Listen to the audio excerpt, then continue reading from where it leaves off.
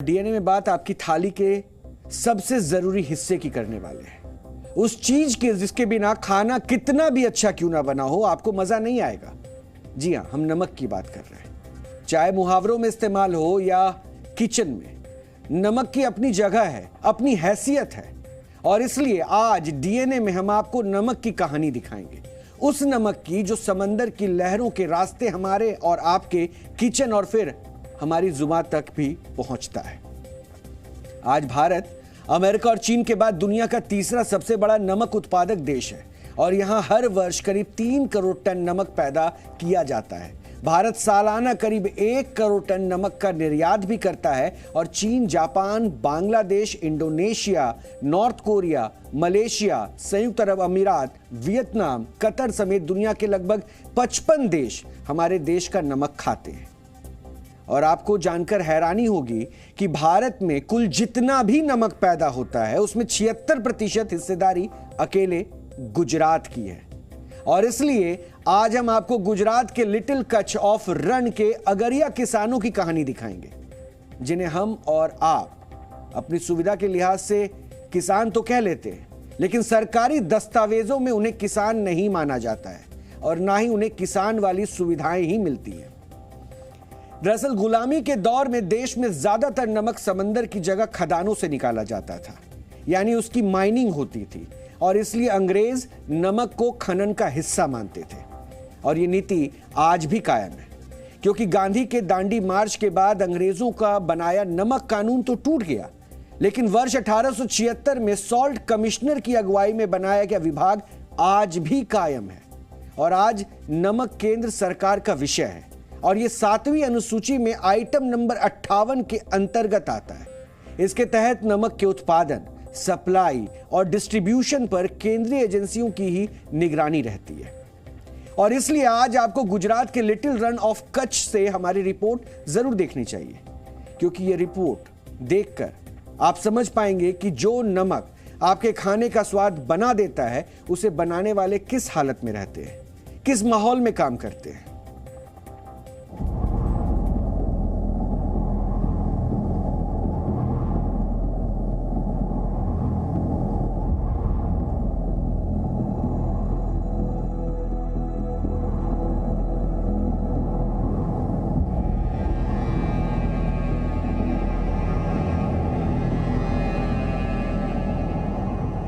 दूर दूर तक सिर्फ मटमैली बंजर जमीन।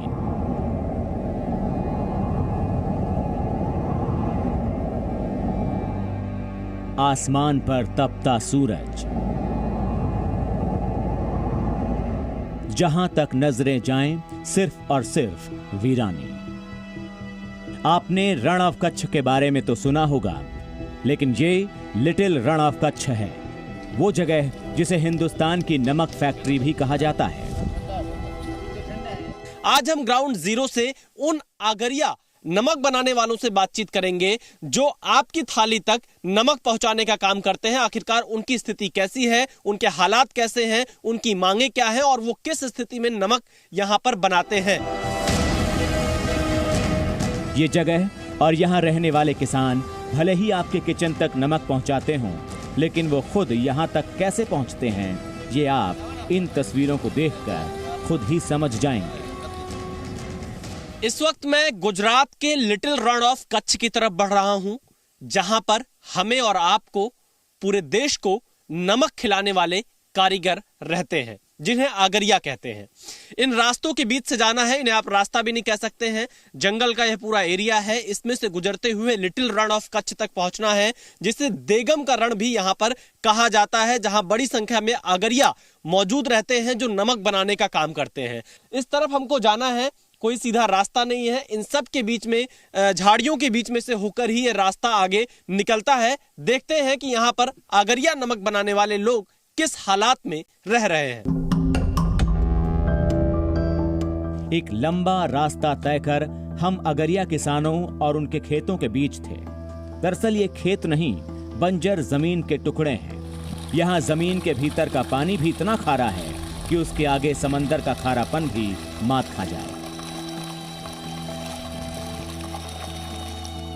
लेकिन यही नमकीन खारा पानी इन अगरिया किसानों की कमाई का जरिया है। वो जमीन से पंप के जरिए पानी निकालते हैं और फिर उसे जमीन पर बनी क्यारियों में भर देते हैं। सूरज के ताप के आगे ये पानी तो भाप बनकर उड़ जाता है, लेकिन वो अपना नमक जमीन पर ही छोड़ जाता है। अंत में अगरिया किसानों के हिस्से नमक की एक परत आती है, जिसे वो जमीन से खुरचकर इकट्ठा कर लेते हैं। यहाँ से ये नमक फैक्ट्रियों में भेजा जाता है, जहाँ सफाई और पैकिंग के बाद ये हमारी और आपकी रसोइयों तक पहुँचता है। दूर दूर तक जहां भी आपकी नजर जाएगी, सब कुछ इलाका पूरा वीरान नजर आएगा। यहाँ कुछ हिस्सों में एक छोटी छोटी झोपड़ी बनाकर यहाँ के अगरिया लोग रहते हैं, जो कि नमक बनाते हैं। इस वक्त मैं जहां मौजूद हूं, इस खेत में भी नमक बनाया गया है, इसका नमक निकाल लिया गया है और दाहिनी तरफ आप देखिए यहाँ भी नमक बनाया जा रहा है। उसकी पूरी प्रक्रिया चल रही है, क्योंकि नमक तैयार करने में 5 से 6 महीने का वक्त लग जाता है। अलग अलग क्यारी यहाँ पर बनाई गई है। जब खारा पानी आता है उसे इकट्ठा किया जाता है, फिर उसे यहाँ दूसरे क्यारी की तरफ भेजा जाता है और फिर जाकर नमक बनता है। अभी आप देखिए नमक एक कुछ कच्चा हिस्सा यहाँ पर धीरे धीरे जम रहा है, आगे चलकर ये पूरा और मजबूत बन जाएगा। और देखिए जो लोग यहाँ पे काम करने वाले हैं वो इस खेत में अपने मौजूद हैं, नमक की खेती करते हैं। लगभग 2500 परिवार यहाँ पर हैं जो नमक की खेती करते हैं। पीढ़ी दर पीढ़ी ये लोग इसी काम में लगे हुए हैं, क्योंकि इनका ये जो काम है ये बहुत महत्वपूर्ण है। इन्हीं की वजह से हमारी और आपकी थाली तक नमक पहुंचता है। यानी जो नमक हम और आप खाते हैं वो इन्हीं की मेहनत का नतीजा है। इनके हाथ में आप देखिए, आपको नमक दिखाई पड़ेगा। यही नमक आगे चलकर हमारे आपके घर तक पहुंचता है, जिससे हम खरीदते हैं। नमक की ये यात्रा जितनी सरल और आसान लगती है उतनी है नहीं, और इसे आप इन अगरिया किसानों की स्थिति देखकर आसानी से समझ सकते हैं। ये वो लोग हैं जो महीनों तक बियाबान में रहकर हमारे लिए नमक जुटाते हैं और अपने लिए 2 वक्त की रोटियां। ये लोग साल के 7 से 8 महीने इसी लिटिल कच्छ ऑफ रण में रहते हैं, जहां ना सड़कें हैं, ना बिजली, ना अस्पताल है, ना पानी है, तो सिर्फ नमक और सिर पर छांव के लिए नाम मात्र की झोपड़ियां। ज्योत्सना बेन और उनका 7 लोगों का परिवार इसी झोपड़ी में रहता है। सीधे तस्वीरों में आप देखिए किस हालात में बेचारे रहते हैं, क्योंकि इन्हें नमक की खेती करनी होती है और नमक की खेती के साथ में अपना परिवार भी चलाना होता है। गांव छोड़कर 8 महीने यहाँ पर रहते हैं और इस हालात में रहते हैं। आप देख सकते हैं ये तस्वीरें कि कैसे एक परिवार पूरा, यहाँ चाहे सर्दी का मौसम हो, बहुत तेज़ धूप हो, गर्मी हो, इन सब हालात में इनको यहीं पर रहना है, अपना परिवार भी चलाना है, नमक भी बनाना है, और यही इनके इनकम का एकमात्र जरिया भी है। इसीलिए ये लोग यहाँ पर इस हालात में रहते हैं। ये तस्वीरें आपको हम दिखा रहे हैं। ज्योत्सना बेन की बचपन की यादों में स्कूल या कॉपी किताबें नहीं हैं। उन्हें याद है तो सिर्फ लिटिल रण ऑफ कच्छ और यहाँ का नमक। कितने सालों से इस तरह से रहते हैं यहाँ पर? आई कने तो कायम जलम थी न जाए रेवी। हमारा बाप दादा नो धंधो जा है, हमारे नहीं खेती बाड़ी कई नहीं, यार यूज काम हमारे।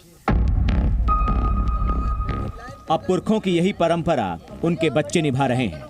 इस जगह से सबसे करीब देगम गांव भी मीलों दूर है और स्कूल तो उससे भी दूर।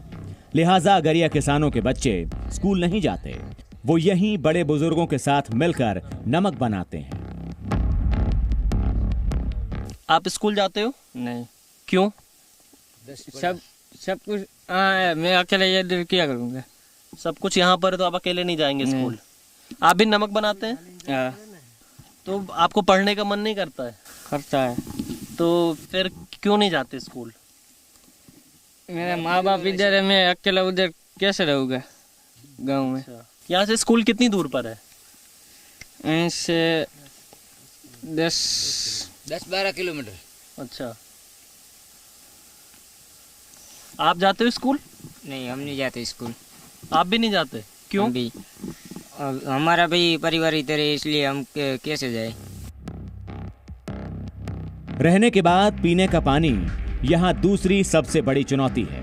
15 से 20 दिनों में एक बार पानी का टैंकर आता है और तब तक उसी से काम चलाया जाता है। पानी कितने दिन में मिल पाता है आपको यहाँ? पीने का हाँ, पीने का। पीने का 15 दिन से सरकारी टाँका आता है, वरना नहीं आएगा तो कैलबा बेलबोल टंकी बांध के गाँव में भर के लाता है। अच्छा, सरकारी टैंकर कितने दिन में आता है? कोई ठिकाना नहीं, 15 दिन में आएगा, 10 दिन में आएगा, कोई ठिकाना नहीं, आएगा खरा 15-20 दिन अंदर। नमक आज हर घर की जरूरत है, लेकिन इसे पैदा करने वालों को अन्नदाता नहीं माना जाता। हम सुविधा के लिए भले ही इन्हें किसान कह लें, लेकिन सरकारी नियम ना तो इन्हें किसान मानते हैं और ना ही नमक पैदा करने को किसानी। लिहाजा इन्हें ना तो फसल बीमा मिलता है और ना ही मुआवजा।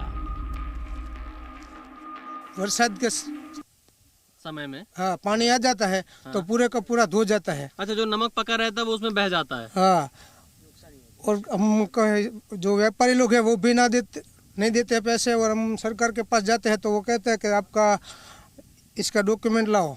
अच्छा, वो तो हमारे पास है नहीं। वो नुकसानी का पैसा इसलिए नहीं मिलता है। खेडूत को दर साल बीमा लेते हैं। हाँ। हमारे तो यहाँ बीमा भी नहीं होता। अच्छा, बीमा नहीं है आपका? नहीं, कुछ नहीं, किसी का बीमा नहीं है? किसी का नहीं। अच्छा, वो हमारा माल बनता है ना, इसका बीमा कुछ होता नहीं है। सुविधा के नाम पर इन किसानों को सरकार ने सोलर पावर प्लांट जरूर दे दिया है, और ये पावर प्लांट आज इनके लिए लाइफलाइन से कम भी नहीं है। यहाँ पर बिजली पहुंचाना भी एक बड़ी चुनौती रहती है, क्योंकि यह पूरा क्षेत्र यहाँ पर पानी से भर जाता है। ऐसी स्थिति में आप तस्वीरों में देखिए, यहाँ पर गुजरात सरकार की तरफ से इन्हें सोलर पावर प्लांट दिया गया है, ताकि बिजली का इस्तेमाल ये अपने घरों में इस सोलर प्लांट के जरिए कर सके।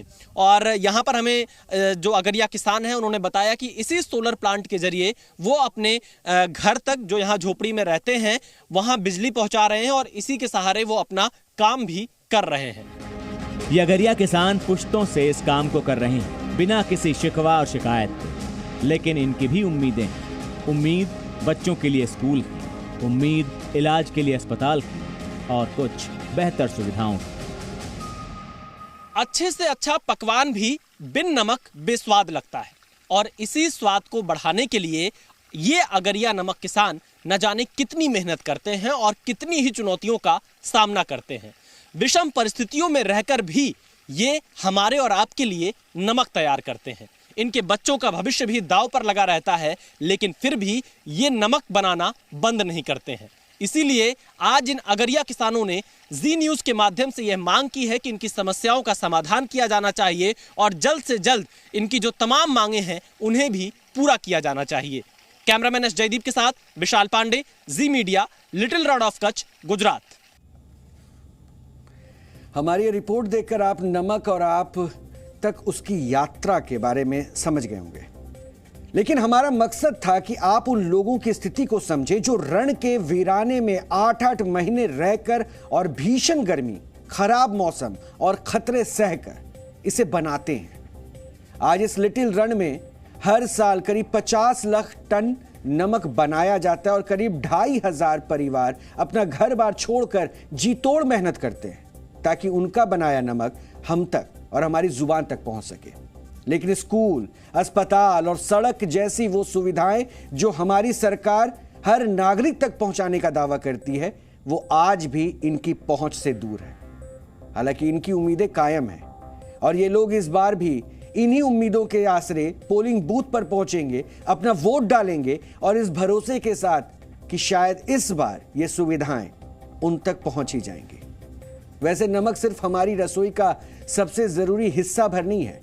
भारत के स्वाधीनता आंदोलन में भी इसकी उतनी ही हिस्सेदारी रही है। देश के नागरिकों को नमक बनाने और स्वादानुसार नमक खाने का हक मिल सके, इसके लिए आंदोलन किए गए। आपको महात्मा गांधी की दांडी मार्च यात्रा याद हुई होगी। वर्ष 1930 की 12 मार्च को बापू ने 78 लोगों के साथ दांडी नमक यात्रा शुरू की थी। वो करीब 386 किलोमीटर पैदल चलकर 6 अप्रैल को 1930 को गुजरात के नवसारी जिले में आने वाले दांडी पहुंचे थे, और वहां एक चुटकी नमक बनाकर अंग्रेजों का जो बनाया हुआ कानून था, उस कानून की ही नहीं, ब्रितानी साम्राज्य के गुरूर, उसके अहंकार को भी तोड़ दिया था। दरअसल नमक के साथ नाइंसाफी की यह कहानी वर्ष 1835 से शुरू होती है। तब नमक पर टैक्स लगाने के लिए अंग्रेजी हुकूमत ने नमक आयोग बनाया था। और इस आयोग ने ब्रिटिश सरकार को सलाह दी थी कि भारत में बनने वाले नमक पर टैक्स लगाना चाहिए ताकि ईस्ट इंडिया कंपनी का खजाना तो भरे ही, भारत में ब्रिटेन के बने नमक को बेचा जा सके, वो भी कई गुना महंगे दामों पर। बाद में 1882 में ब्रिटिश सरकार ने इंडियन सॉल्ट एक्ट बनाकर नमक बनाने और उसके ट्रांसपोर्टेशन और कारोबार पर पूरी तरह से नियंत्रण कर लिया। सरकार नमक बनाने और उसे बेचने के लिए परमिट जारी करती थी और अगर कोई खुद से नमक बनाता या बेचता पाया जाता था तो उसे 6 महीने की जेल के साथ भारी जुर्माना भी लगाया जाता था। कानून तोड़ने वाले की संपत्ति तक जब्त कर ली जाती थी। अंग्रेजी हुकूमत यहीं तक नहीं रुकी। वर्ष 1922 में ब्रिटिश सरकार ने नमक पर लगाए जाने वाले टैक्स को दोगुना कर दिया। उस वक्त भारत की विधायिका यानी कि लेजिस्लेटिव असेंबली ऑफ इंडिया ने इस प्रस्ताव को नकार दिया था, लेकिन वॉइसरॉय लॉर्ड रीडिंग ने अपनी स्पेशल पावर का इस्तेमाल कर इस विधेयक को पास कर दिया था। तब भारत में 1 मन यानी कि करीब 40 किलो नमक की कीमत मात्र 10 पैसे होती थी, लेकिन अंग्रेज उस पर 20 आने यानी करीब ₹1.25 का टैक्स वसूलते थे। यानी जितनी नमक की कीमत नहीं थी उससे 12.5 गुना ज्यादा टैक्स अंग्रेज लेते थे। हालांकि 15 अगस्त 1947 में भारत के आजाद होने के बाद यह टैक्स पूरी तरह से हटा लिया गया था और सॉल्ट डिपार्टमेंट का खर्च चलाने के लिए अब नमक पर एक सेस चुकाना होता है। यह तस्वीर है, इसलिए इस हकीकत से हमने आज आपको दो चार करवाया।